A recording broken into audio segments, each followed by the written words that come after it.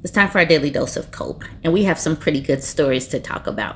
So, we know that the big, beautiful BS of a bill has been debated, and it did finally get passed in the Senate. So, now is about to go back to the House. But this big, beautiful BS of a bill is going to screw poor MAGA and is going to screw unhealthy MAGA. It's going to screw the red hats, but this is precisely what they voted for.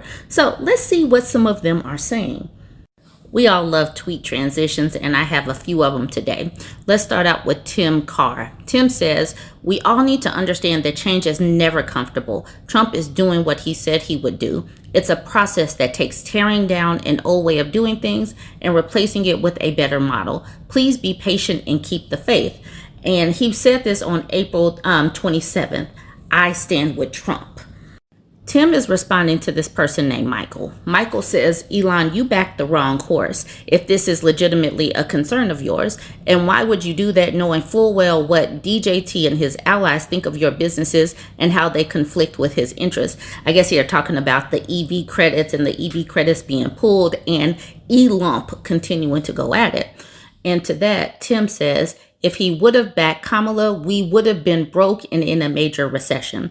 We are in a recession now, headed towards a depression." So I don't know what Tim thinks, but that is what he said on June 30th, which is yesterday. That other tweet was from yesterday. This one is today, and this is to Donald Trump. He says, "You talk about these reporters that you lied to 375 million people when you campaigned to reel, like look at this reel in government spending and to make big billionaires pay their fair share. Yet you cut taxes for them and then you cut our Medicaid to pay for it. This isn't what I voted for, Donald. Embarrassed." This is exactly what you voted for. He is for the rich. He has never been for poor MAGA or unhealthy MAGA. He's still talking to Donald Trump. So I had to bring in this graphic, this Dear Don graphic. He's still talking to Donald Trump here. Donald, like he really knows this man. Donald, if you really care about God the way you say you do not cut Medicaid. You are hurting real people that are real citizens of the United States that really paid into taxes that fund this. We need Medicaid. I can't afford medical without it. I'm not alone. Poor MAGA and unhealthy MAGA will continue to baffle me. Along with gay MAGA, so this is Scott Priestley. He is gay MAGA. He is a gay MAGA influencer. So on November 6th, he says, "Mr. President, I'm pleased to share that we have delivered Pennsylvania for you. Congratulations, sir." And then this woman, OG MAGA Melissa, says to Scott, "Scott, I'm so excited. Thank you for everything you have done. You never let up. God bless you."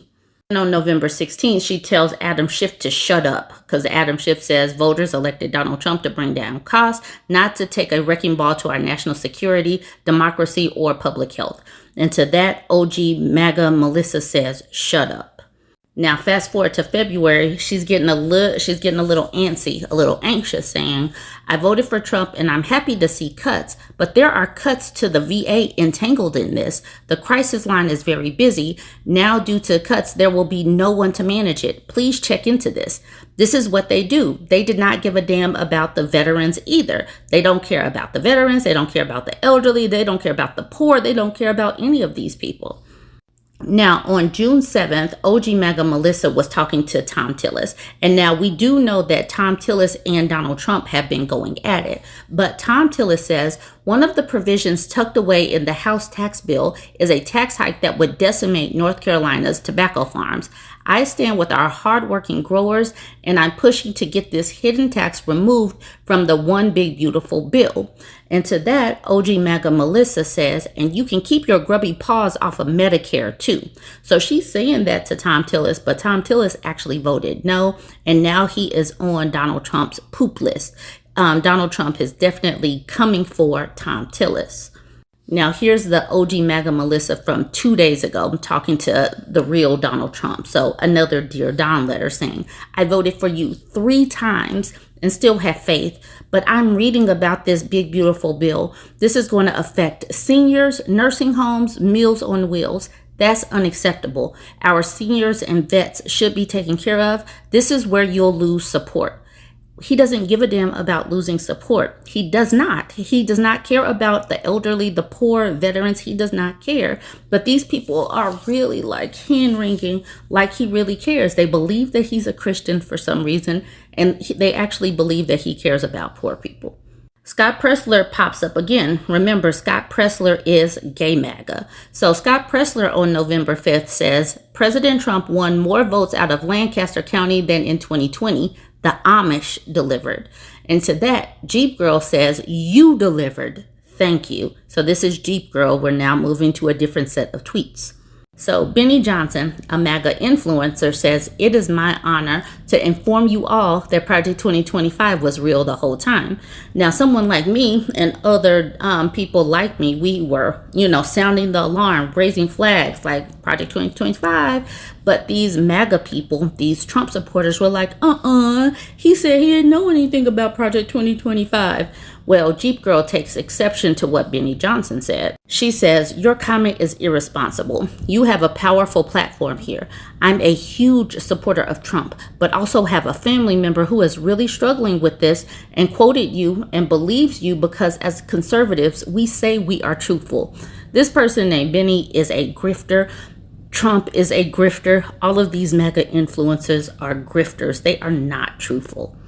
Jeep Girl says, I do think what we also need to emphasize is that he is not Project 2025. I have heard passionately from several that hate him that what we fear is Project 2025.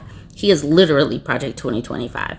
So this woman up top says, Trump's new tariffs aren't a trade tweak. They're the first move in a full spectrum reset.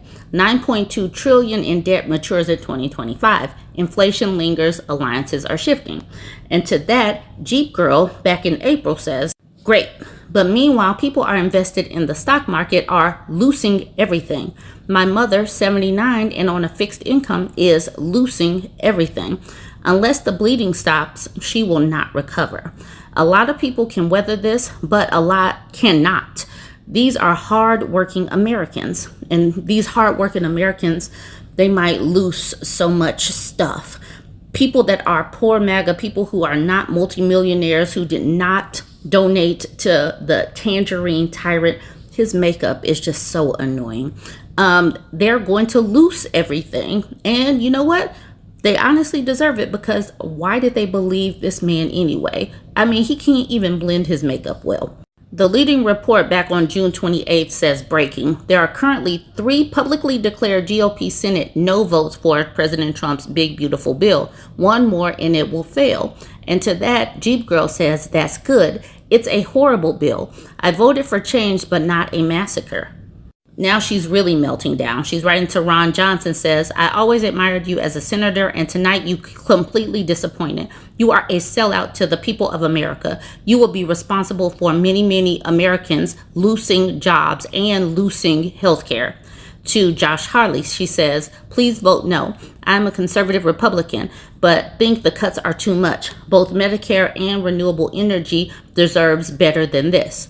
Then to Tom Tillis, she says, please vote no. This is a horrible bill. I am a conservative Republican, but did not vote for this. Let's not rush an arbitrary deadline. Then to Rand Paul, she says, as a Republican, I urge you to vote no on this bill. It is going to destroy renewable energy. That is a growing industry and lots of jobs. These hardworking Americans matter too.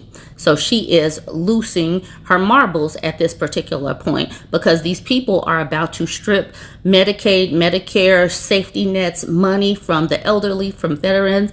They're going to take away jobs because they don't give a damn. And like I said, it has already passed. Another Dear Don letter. She is going straight to Donald Trump now. I voted for you, but you are going after and taking out renewable energy businesses. There is a need for both old and new energy sources.